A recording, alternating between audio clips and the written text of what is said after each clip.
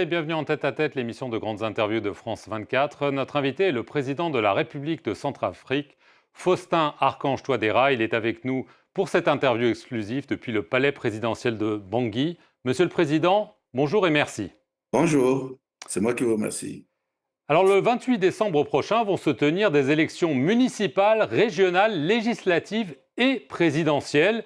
Une question simple, est-ce que les autorités seront en mesure d'assurer un tel scrutin de façon sûre et transparente?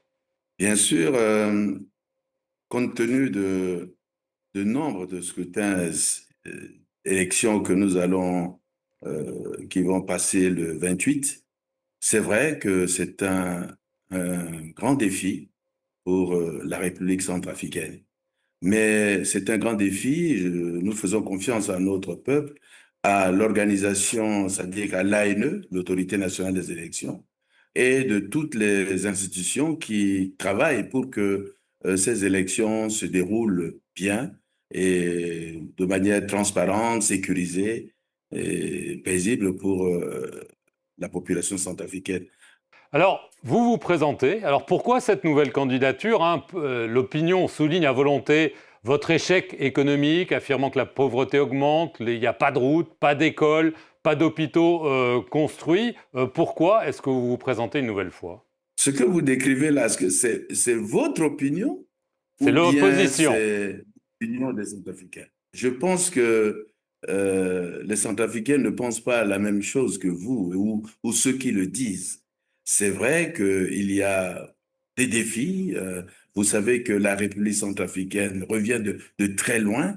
Il n'y a pas longtemps que vous m'avez interrogé en disant que c'est un État failli. On était au bord du gouffre, pour ne pas dire qu'on était dans le gouffre. Et aujourd'hui, après 10 ans, nous relevons la tête. On ne va pas tout résoudre en même temps, mais nous avons progressé. Et c'est dans ce sens que le peuple centrafricain a sollicité ma candidature. Il faut un bon leader. Et je crois que le peuple centrafricain, au regard des marches, des demandes, pense que je pourrais continuer à faire l'affaire. Ils vous le diront le 28 décembre. J'ai confiance, vous dire, j'ai confiance. Alors, vous avez réformé la Constitution en 2023. Ça a notamment fait sauter la limitation des 2 mandats présidentiels. Alors, se pose une question, est-ce que vous allez seulement faire un mandat de plus ou est-ce que, comme beaucoup de gens sur le continent et notamment dans la région, à commencer par le Cameroun voisin, vous comptez multiplier vos candidatures à la présidence? Écoutez, nous sommes là pour parler des faits, de ce qui se passe en ce moment. Et le prochain mandat, c'est dans 7 ans. On ne peut pas savoir ce qui se passe dans 7 ans. Nous ne sommes pas Dieu pour le savoir, pour dire que vous allez être candidat. Je ne suis pas encore élu pour cette fois-ci. C'est le 28 décembre que les Centrafricains vont faire le choix. Donc, je ne peux pas prévoir sur le lendemain pour dire que je vais faire 10, 15, 20 mandats, comme vous dites, avec... euh, non, non, il ne faut pas continuer à infantiliser la République centrafricaine. Il ne faut pas continuer à infantiliser les dirigeants. Euh, Ce temps-là est terminé.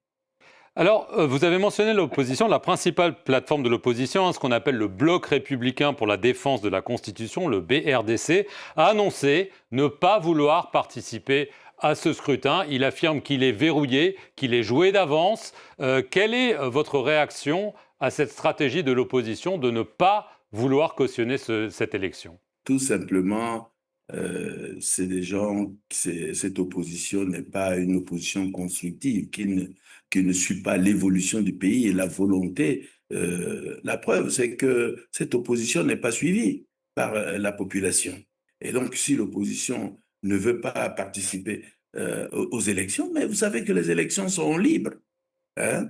Ceux qui veulent participer, participent. Ceux qui ne veulent pas, bon, on n'oblige pas tout le monde de participer. hein. Il appartient au peuple centrafricain de choisir.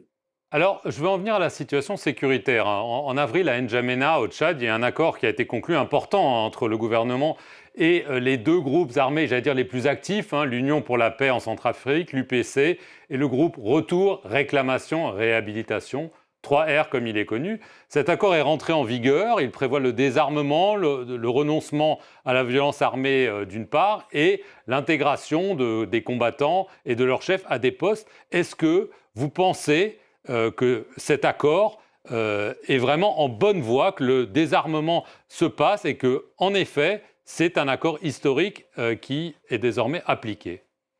Euh, je voudrais vraiment vous remercier pour parler de cette question, mais vous savez que depuis 2016, quand j'ai pris mes fonctions, j'ai toujours euh, tendu la main, même aux groupes armés. C'est moi qui suis venu vers les dirigeants des groupes armés pour leur demander, euh, il faut qu'on arrête la guerre, ça ne sert à rien. Et ils ont écouté cet appel et grâce à l'entremise du président Déby, nous avons pu trouver un accord à Djamena en avril. Et aujourd'hui, les deux groupes armés, comme vous l'avez dit, les plus influents, euh, ont accepté le désarmement. Et c'est une opération qui se passe très bien en ce moment, qui évolue bien sur le terrain, puisque c'est sur l'ensemble du territoire. Alors, vous dites que 11 des 14 groupes ont désormais accepté de s'autodissoudre et de désarmer. Ça veut dire qu'il en reste quelques-uns. Est-ce que vous espérez, peut-être d'ici l'élection, que les 2, 3 groupes qui restent vont aussi accepter votre politique de main tendue? Est-ce que vraiment il y a des négociations qui avancent avec eux? Je peux vous dire oui, parce que il reste le MPC de Al-Khatim, mais je crois que Al-Khatim nous a contactés pour dire qu'il est prêt euh, à reprendre les discussions et à rejoindre l'accord de Djamena. Et je pense qu'entre les autorités tchadiennes et nous, nous sommes en train de discuter pour que qu'on puisse reprendre les discussions avec Al-Khatim et avec un des dissidents du FPRC. Je crois que c'est Arda. Et je crois que dans les prochains jours, nous allons, le ministère de DDR va rejoindre nos frères tchadiens pour voir dans quelle mesure ce groupe puisse regagner l'accord. D'accord. Je veux en venir aux relations avec la Russie, hein. Vous avez été rendre visite au président Poutine à Moscou en début d'année pour parler notamment de la poursuite de la coopération sécuritaire. Alors, pendant des années, cette coopération a pris le visage du groupe Wagner dans votre pays, depuis le décès brutal de son chef, hein, Evgeny Prigogine, en août 2023. Il se dit que Moscou fait pression sur vous pour signer un contrat avec la société Africa Corps, l'entité qui a remplacé Wagner et qui est, elle, contrairement à Wagner, formellement liée au gouvernement russe. Est-ce que c'est vrai qu'il y a eu de nombreuses visites du ministre russe délégué à la défense pour que vous signiez un accord formel avec Africa Corps, Monsieur le Président? Pourquoi vous parlez de pression? Et vous parlez que tout ça, c'est toujours Wagner et tout ça. C'est toujours des propos pour essayer de noircir, beaucoup de désinformation. Alors, cessez de nous continuellement, ceci pour décourager les gens, dire beaucoup de choses. Mais aujourd'hui, nous sommes en discussion, toujours dans le cadre d'une coopération avec la Fédération de Russie. Voilà ce que je peux vous dire là-dessus. Mais nous discutons avec tous les États qui souhaitent discuter avec nous parce que la République centrafricaine est ouverte. Nous ne faisons pas, nous sommes un pays fragile. S'il y a des pays amis qui veulent nous aider, eh ben, ils sont bienvenus. Monsieur le Président, toutefois, les Russes qui sont depuis des années sur place et tout ça, ce n'est pas l'armée russe, c'était le groupe Wagner. Et dorénavant, il y a donc cette négociation. Alors parlons de négociation plutôt que de pression avec l'Africa Corps. Est-ce que Mais vous allez, oui ou non, conclure un est-ce accord avec que, eux? non, est-ce que je vais vous étaler ici euh, euh, les discussions que nous avons avec la Fédération de Russie? il y a quand même un peu de courtoisie, hein. Nous sommes en train d'échanger. Mais c'est avec l'accord de la Fédération de Russie que nous pouvons rendre public toutes ces discussions. Mais ce n'est pas sur votre plateau que je vais mettre à m'étaler sur ces questions-là. Est-ce que Ne l'accord est en l'insistez bonne pas. voie alors? Je dis que nous sommes en discussion. Ce n'est pas sur ce plateau que je vais parler. Et ça, ce serait discourtois vis-à-vis de la Fédération de Russie. Vous comprenez très bien que c'est pas possible. En tout cas, ne comptez pas sur moi pour que je puisse dire quoi que ce soit.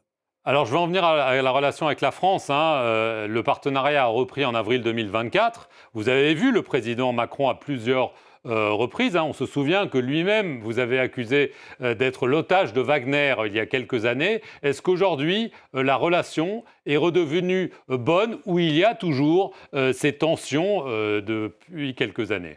Et écoutez, tout récemment, avec le président Macron, nous avons eu des échanges directs et francs. Et nous avons mis en place une feuille de route et je pense que les choses se passent très bien. Ça avance bien. Aujourd'hui, nous avons renoué nos coopérations dans plusieurs domaines et les choses se passent vraiment très bien. C'est dans ce sens-là que nous souhaitons que la coopération ne se tienne pas, comme vous le dites, avec des pressions, avec... Bon, entre-temps, le président Macron avait dit que j'étais l'otage, mais j'ai eu l'occasion de lui répondre en direct. Je ne suis l'otage de personne, hein. Je suis président des Centrafricains. Je défends mon pays. Nous sommes en difficulté, sommes fragiles au sortir de la crise, et nous voulons avoir des coopérations qui nous permettent de nous développer. Et voilà tout.